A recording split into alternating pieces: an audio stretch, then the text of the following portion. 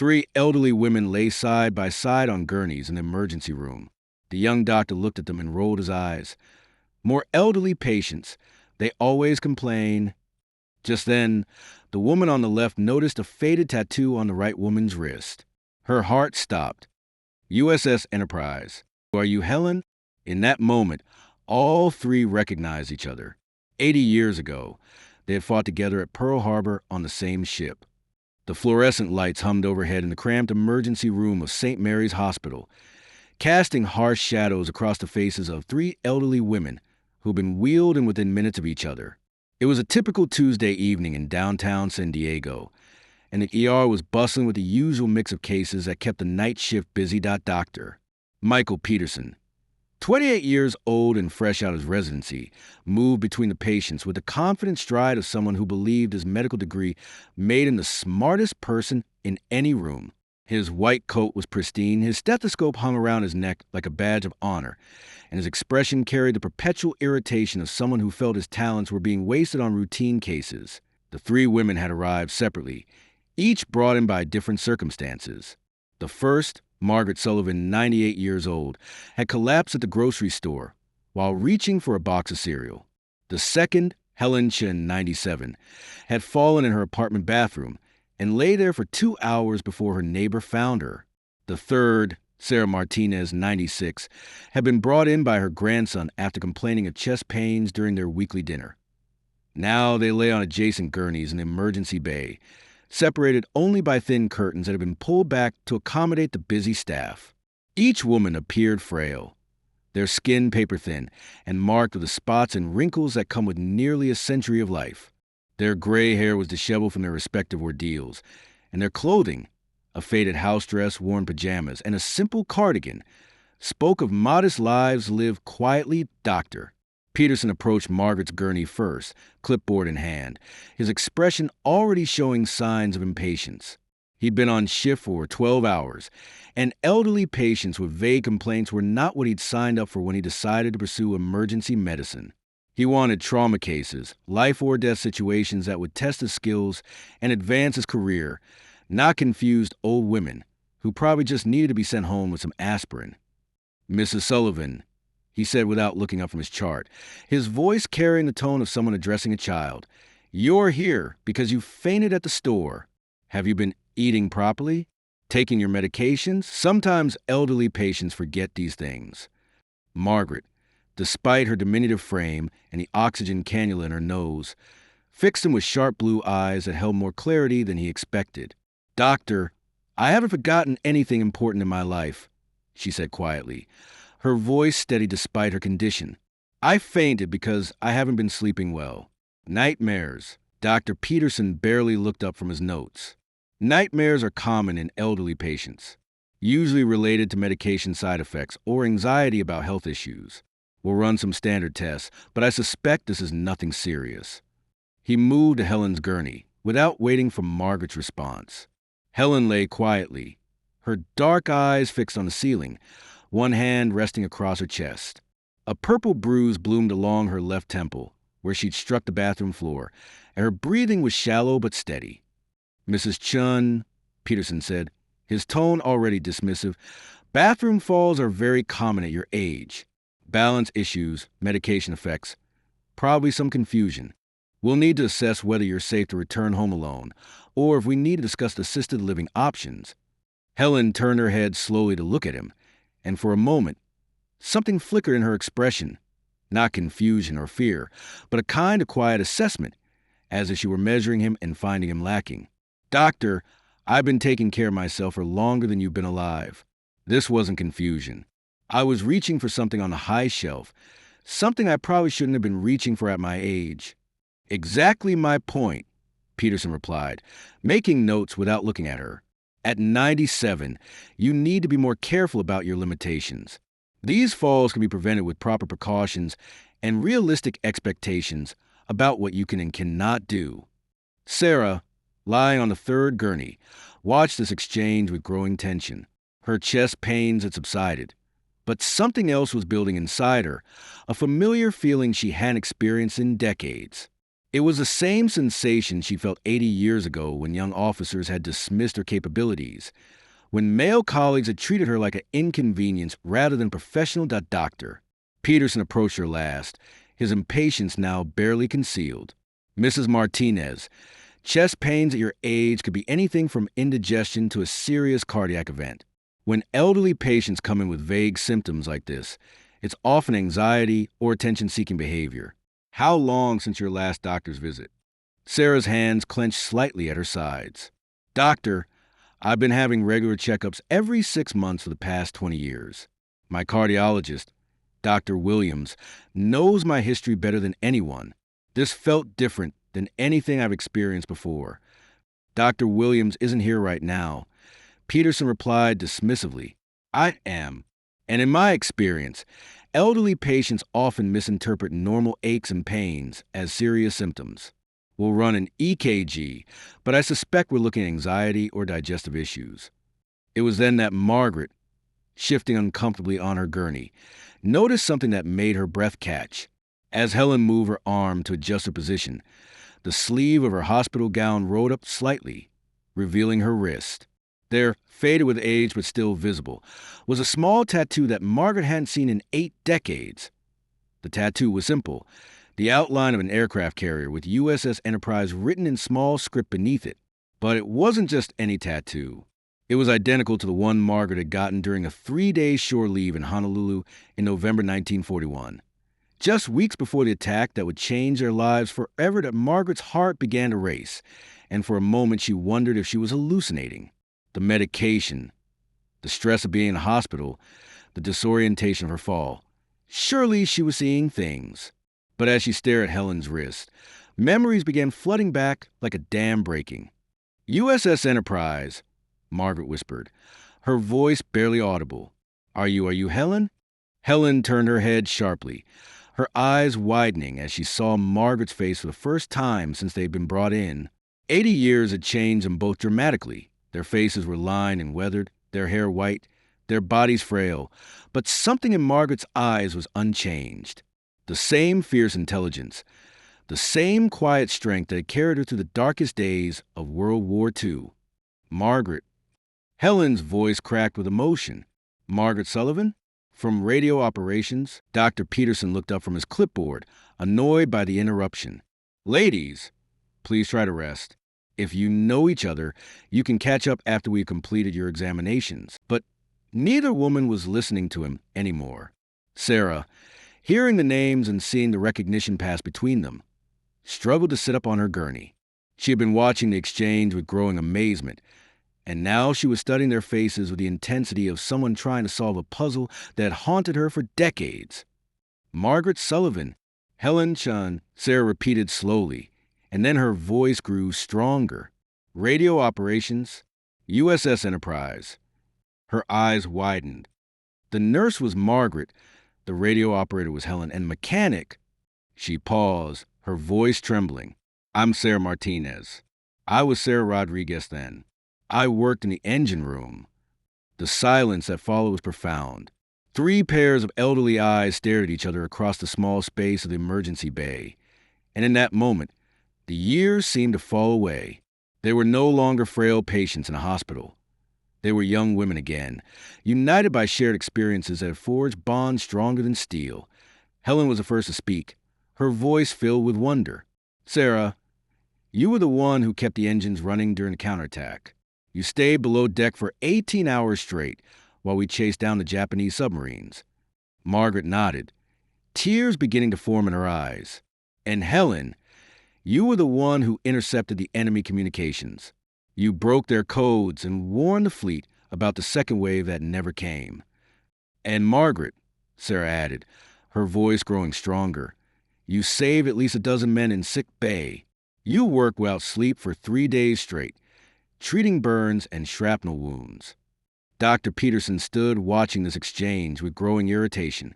3 confused elderly patients were taking up valuable time and resources, and now they were getting agitated, sharing what were probably false memories or exaggerated stories. In his experience, elderly patients often created elaborate fantasies about their past, especially when they were in unfamiliar environments like hospitals. Ladies, he interrupted sharply, I need you to calm down. This excitement isn't good for your conditions. Mrs. Sullivan, you've had a syncopal episode. Mrs. Chun, you have a head injury. Mrs. Martinez, you're having cardiac symptoms. These elaborate stories about the past are not helping your medical situation. Margaret turned to look at him, and for the first time, Dr. Peterson saw something in her expression that made him slightly uncomfortable. It wasn't the confused, apologetic look he expected from elderly patients.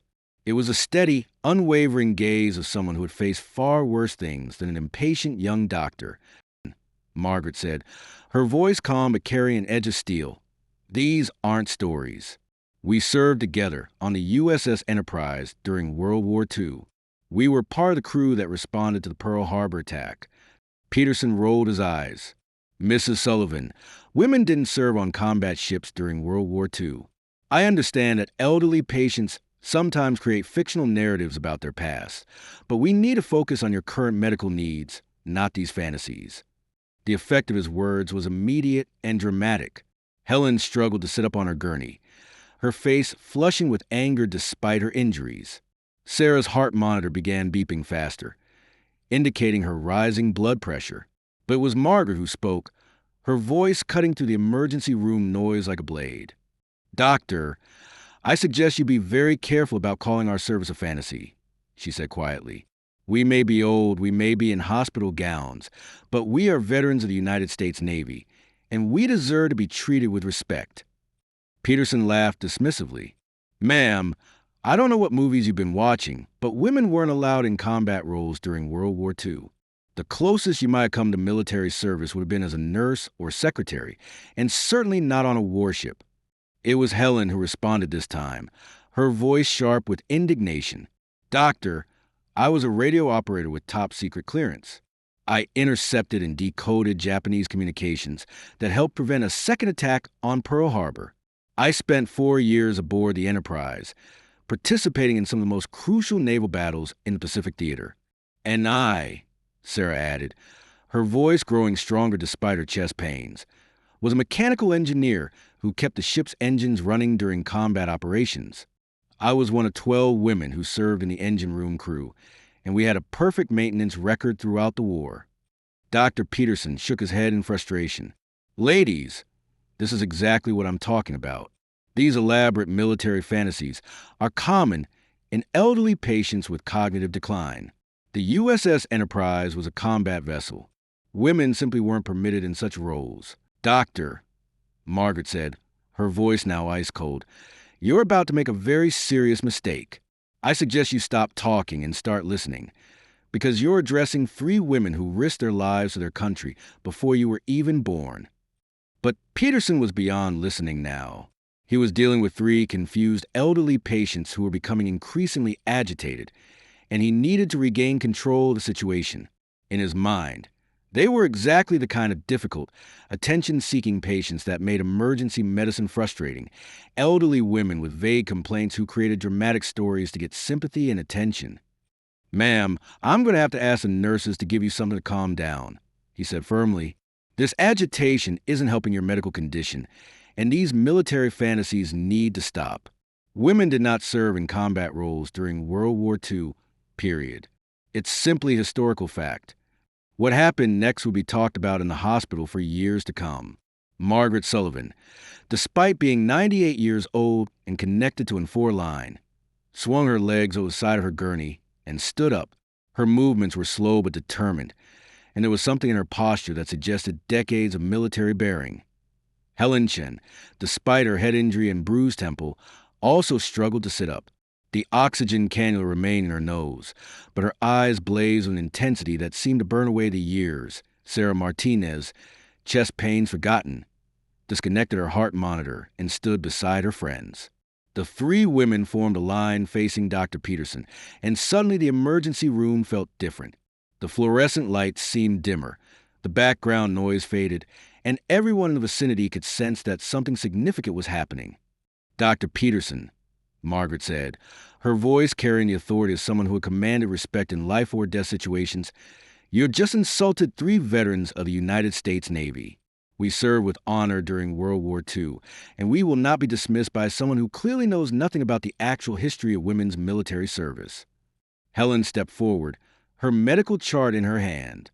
Doctor, if you had bothered to read our intake forms completely, you have seen that all three of U.S. listed World War II veteran under military service.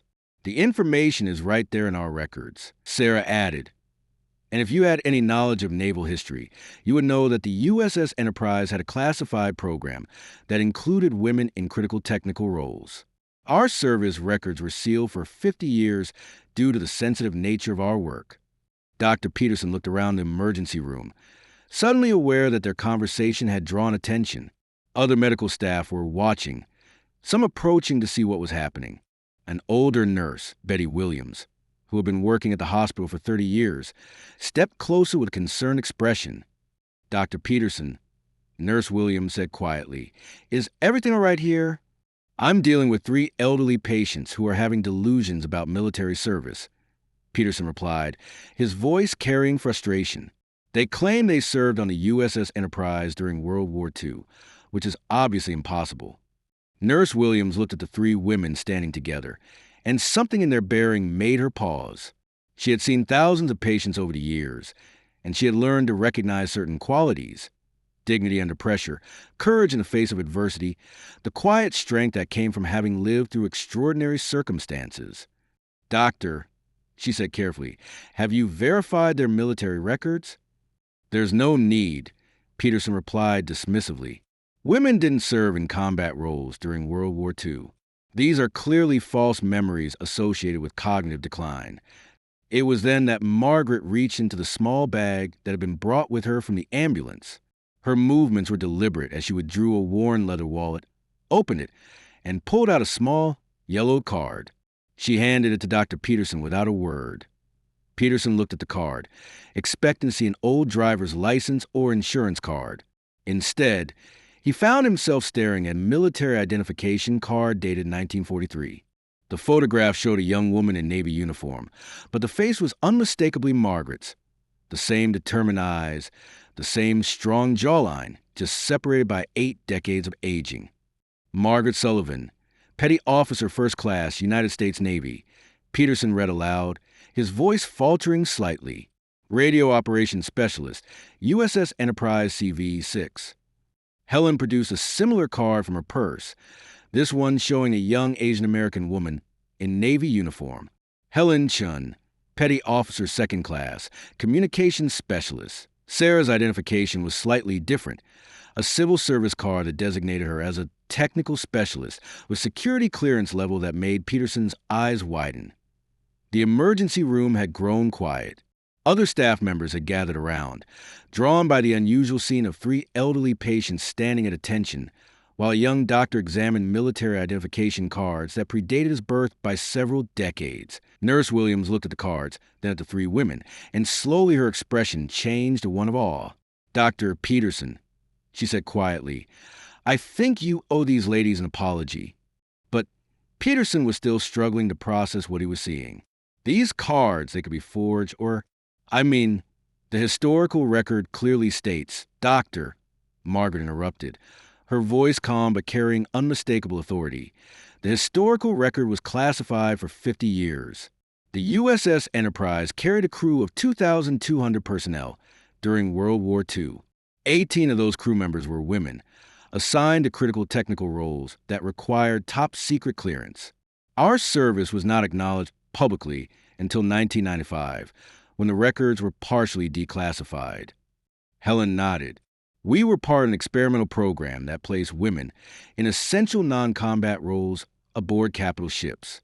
Radio operations, communications, mechanical systems, medical support. We served with distinction, and several of us received commendations that were not made public until decades after the war."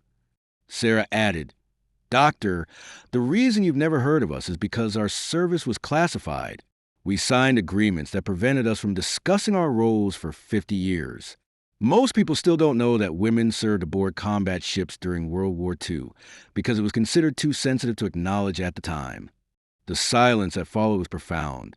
Dr. Peterson stood holding 3 military identification cards that proved everything the women had said, while around him hospital staff began to understand that they were in the presence of living history. Finally, Nurse Williams spoke. "Ladies, on behalf of St. Mary's Hospital, I want to thank you for your service. And I want to apologize for how you've been treated here tonight." Margaret looked at Dr. Peterson, her expression softening slightly. "Doctor, we're not angry with you. We're used to people not knowing our history. But we are tired of being dismissed as confused old ladies. We may be elderly, we may have medical issues, but we are veterans, and we've earned the right to be treated with dignity." Helen added, "We understand that medical school doesn't teach naval history, but perhaps tonight you've learned something that will help you treat future patients with more respect, regardless of their age or appearance." Sarah concluded, "Doctor, we came in here tonight as patients needing medical care. We didn't expect to be reunited with our shipmates after 80 years. But now that we're together again, we want you to know that respect isn't something you earn by being young or having a medical degree. Sometimes respect comes from having lived through experiences that younger people can't imagine." Dr. Peterson stood there for a long moment, looking at the 3 women who had served their country before he was born, who had kept classified secrets for half a century, who had maintained their dignity despite his dismissive treatment. Slowly, understanding dawned on his face. "Mrs. Sullivan, Mrs. Chun, Mrs. Martinez," he said, his voice completely different now. "I owe you all profound apology. I was wrong to dismiss your service, wrong to question your memories, and wrong to treat you with anything less than the respect you've earned. Thank you for your service to our country." Margaret smiled for the first time since arriving at the hospital. "Apology accepted. Doctor, now, shall we continue with our medical examinations? We got some catching up to do with our shipmates, and we'd like to be feeling well enough to do it properly." As Dr. Peterson returned to his medical duties with a completely different attitude, the 3 women settled back onto their gurneys. But this time they were positioned so they could see each other clearly. The reunion they had never expected had happened in the most unlikely place. But perhaps that was fitting. They had spent their naval careers in unexpected situations, rising to meet challenges that history had forgotten. The emergency room continued its busy rhythm around them, but for Margaret, Helen, and Sarah, time seemed to slow down. They had found each other again after 8 decades, 3 women who had served with honor in a war that changed the world. Now reunited in their final years by the simple act of standing up for each other when someone tried to diminish their service, they had proven once again that respect isn't given, it's earned. And sometimes it's reclaimed by elderly women in hospital gowns who refuse to let anyone forget that heroes come in all forms, at all ages, with all kinds of stories that deserve to be heard and honored as they settled in for what would be a long night of medical tests and catching up on 80 years of life. They knew that this unexpected reunion was a gift. They had served together, survived together, and now they had found each other again when they needed it most. A reminder that some bonds forged in service to something greater than oneself never truly break, no matter how many years pass or how far apart life takes you. The 3 women from the USS Enterprise were together again, and this time, everyone in the room knew exactly who they were.